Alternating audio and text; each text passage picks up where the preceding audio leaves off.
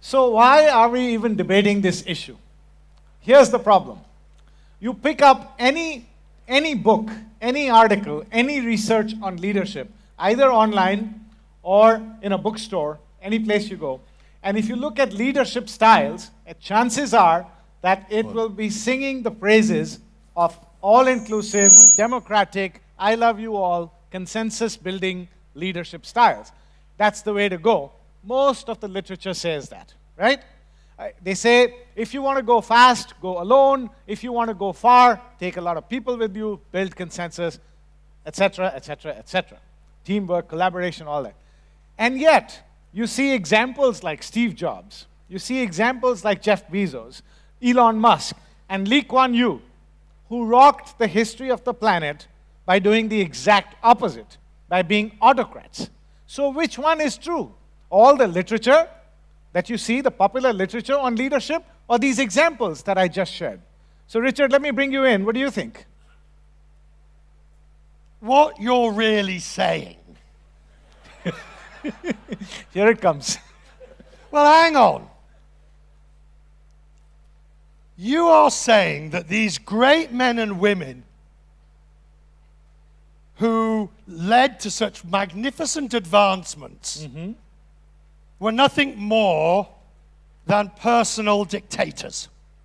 I didn't say personal dictators. No, I'm paraphrasing. Okay. So you're saying they are personal dictators and therefore they are bad examples. I am saying that you are cherry picking. Okay.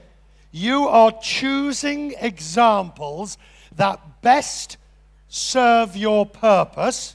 All right.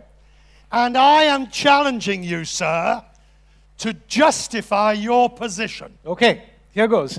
So the thing is, it is a problem, right? These are two polarizing ideas. We thought, let's ask the world. Why should I fight with him and he fight with me? Why don't we ask the whole world? So we asked people a bunch of questions in 28 countries. Here are the set of questions that we asked. We said, what do great leaders have in common? That was the first question. Okay, so you asked for justification, it's coming up. We showed them profiles of some great leaders. Some are business leaders, some are societal, some are political. And we asked them, what do such great leaders have in common? And we gave them a set of behaviors or leadership attributes to choose from. You don't have to read each one of them, but just know that the pink ones were pink ones were I love you all-inclusive, democratic leadership behaviors, and the blue ones were my way or the highway, autocratic behaviors. And we asked them to choose the top 3 commonalities that such leaders have. Okay? Which ones do you think ended up on top? The blue ones or the pink ones? The pink? The blue? How many people say blue? How many people say blue? Okay, how many people say pink? Okay, so it's about a 60-40 split. Here's the data.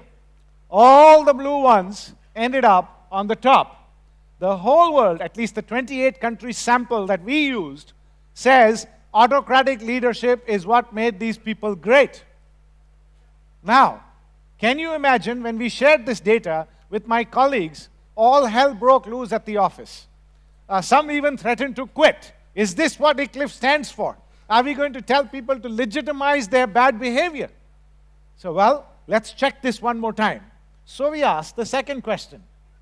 What do business leaders today need to do in order to create breakthrough results? And guess what? All the blue ones on the top again. Whoa. Twice we asked the question, slightly differently, but we get the same answer. What does this even mean? That, the politically correct thing to say is that we need democratic inclusion. Give me a minute. Whereas deep down we have the urge to have a leader who knows exactly what to do and be autocratic. Is that what this means? We said, well, before we go to the world with this, let's check it one last time. And we asked a third question. This time we ask a yes or no question. Is a significant amount of bold, top-down, autocratic leadership needed to create breakthrough results in today's age of speed? And look at this. 75% of our people, of our database, agreed or strongly agreed. And the best part is, There was no difference and no exceptions by country. Look at this. These are all the 28 countries that we surveyed, and the green bars are the ones who said the percentage of people in each country that say agree or strongly agree. So here, Richard, is the proof that people agree that autocratic leadership is needed in today's world. Now, I think most people in this room, I noticed the share price from GE is around about $8 a share. It's no longer in the Dow 30. It is selling off power plants. It's selling off healthcare. The CEO has just been fired, and a new CEO, Collip, has just been appointed. Yes. We all know this, but Yes. for those that don't, it's worth rehearsing. So if he decides we're going to sell off this, we're going to sell off that, is that being autocratic? Well, he's got to make some very tough decisions. There's no question about that. But by your definition, he should not have a debate about it. Let's talk about GE, okay? Yeah. Now, there was a period, a long period of time when GE was very successful. I'm talking about before Immelt. All Jack right? Welch. What was the nature of leadership? How would anybody describe the style of leadership of Jack Welch? There is little doubt that the style would be described as dictatorial. Thank you very much. Yes. So what I'll do is I'll give you my logic, my reasoning, and then we'll see what people think, and we'll chat with everybody in the room. Is that okay? I believe this is a real dilemma, that even if you want to be autocratic, you cannot be because ordinary people won't let you. Yet, the data is in front of you. The answer, and Richard's going to hate this. He's going to hate it, but I hope he'll let me continue with my slide. The answer is positive autocracy. And now he's going to say, I hate it! I hate it! I hate it! Now you can carry on. I thought you'd say, I won. The answer is to practice positive autocracy. And this is hard. There is very fine balances embedded in these 5 keys to positive autocracy. Let me run through them, and some of them may even sound, contradicting one another, but let me run through them very, very quickly, and then we'll put the house to work, and then we'll take everybody's questions and see what Richard has to say. The first one is, you need to earn the right to be autocratic. Only if you stand for what people believe to be the right values and a values-based purpose, remember yesterday, only then will they allow you to be autocratic. The people of Singapore allowed Lee Kuan Yew to be autocratic because deep down they believed that he would create a better future for the country. So if he says, don't chew gum, heck, we won't chew gum, we'll listen to him. Right? He earned that right, and you have to earn that right every day. It's not a one-time thing, and as Stephen Covey was saying, you have to give trust to get trust. So that's the first one, earning the right. The second one is you have to master the dance of the naked autocrat. Why naked autocrat? You're naked as a leader, and you're expected to be autocratic. Big problem. How do you do this? 1, you remain autocratic about your values and your purpose. The whole point in life is to land at what you think are the right values and the right purpose for yourself, right? And so you've thought about this carefully. You've thought about this carefully, slowly, deliberately. Now, stick with it.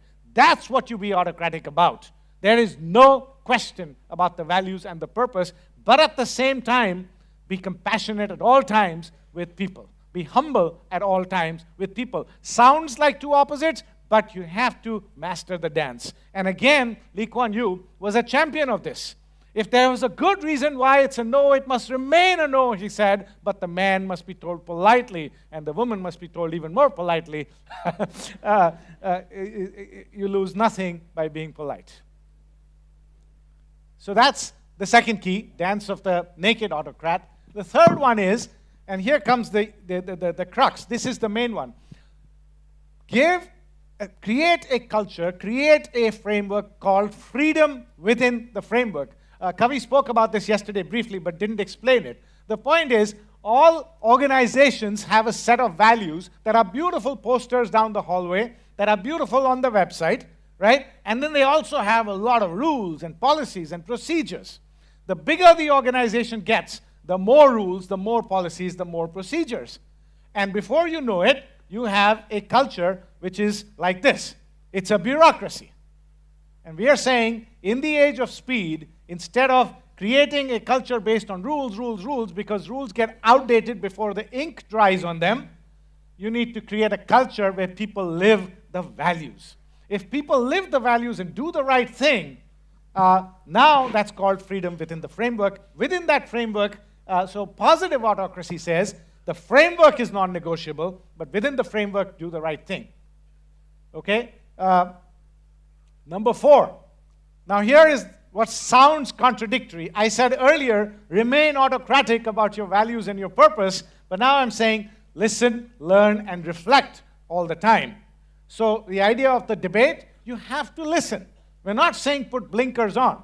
We're not saying, close your eyes and ears. You still have to listen. You have to create a balance between how much you listen and how much you stay true to your values and your purpose. And that only as your leadership matures will you learn how to make that distinction. So that's number 4. And number 5, which has been spoken about by many a speaker in these 2 days, is forgive more often. You can be autocratic and you can still forgive, because forgiveness and compassion are the bedrocks of innovation.